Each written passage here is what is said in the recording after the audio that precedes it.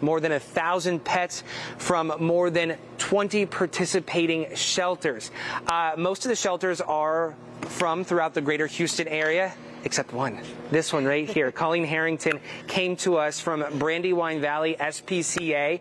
For people not familiar or have no idea where Brandywine Valley SPCA is, where you're from? We are in Pennsylvania and Delaware. We have 5 campuses spread throughout the 2 states. Southeast Pennsylvania? Yes. Yes.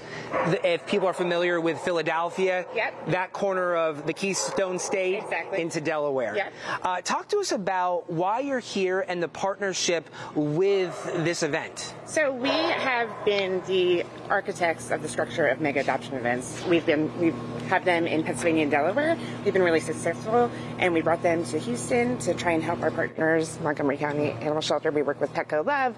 We bring 20 different shelters together to get as many animals as we can adopted. Yeah. Colleen, talk to us about, all morning long we've been talking about the crisis when it comes to stray pets, unleashed pets on the streets, how it's become a public health crisis, and then of course how that spills over to be at capacity or over capacity, a problem for our area shelters. Yeah. What does that look like in the Northeast?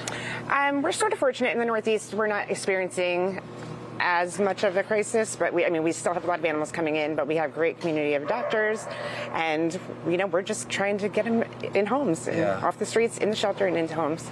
A lot of pets are in shelters through no faults of their own, and they make great companions. I think everybody should have a dog or 2, or a cat or 2, because they just provide so much companionship and love. It does. It not only for, I know Suzanne was touching upon this, not only for your physical health because they get you out and about, walking, but also for your mental health too. The joy and the happiness these pets can bring to you, your family, and even your neighbors, right? The community. It truly is a big uplift for everybody. For sure. It's hard times for everybody, and just having that love at home, coming home and having a dog to snuggle with or a cat sit on your lap, it just provides a lot of comfort. So all morning long, I know we've been waiting we were telling you how quiet it was here inside Exhibit Hall A, but I was telling you, give it a few minutes and this place will be noisy, and it took all of less than 50 minutes for it to change, and we love to hear the sounds of these animals coming in.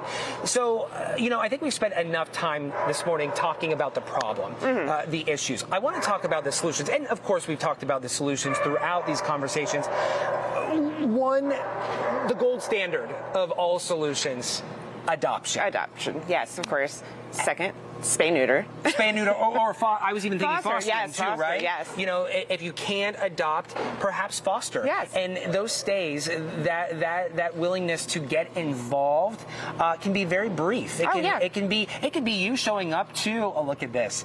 It can be you showing up to a shelter and having a day out, right? With the pet. Yep. Look at this. Aaron Johnson with Montgomery County Animal Services just brought in this little guy. I know.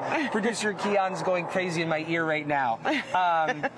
So if you can't commit to adopting right now, fostering is an option. For sure. And you can work out with that organization, that shelter, on how long that stay is. But if you just have a few hours in the afternoon and you want to go to a shelter, get established with that facility, that organization, and bring the dog to the beach. Yeah, a lot of shelters have field trip programs where you can just come in, get the dog out. It just lessens the dog's stress being out. They get to see how they act in a public situation. They can share that with the shelter, who the shelter can then share that with the adopters. More information for people looking to open their hearts and homes. You see how the dog acts outside, not just in a kennel. Love that. And we all know shelters can be a very stressful atmosphere for these animals. So we have adoption, we have fostering. We also have volunteering, such as going and getting a dog or going to clean kennels. Yep.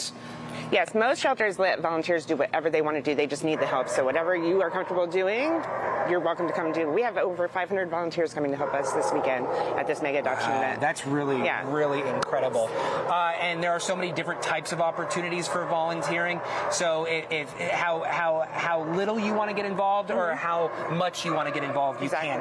Lastly, donating your time, donating money. Yes.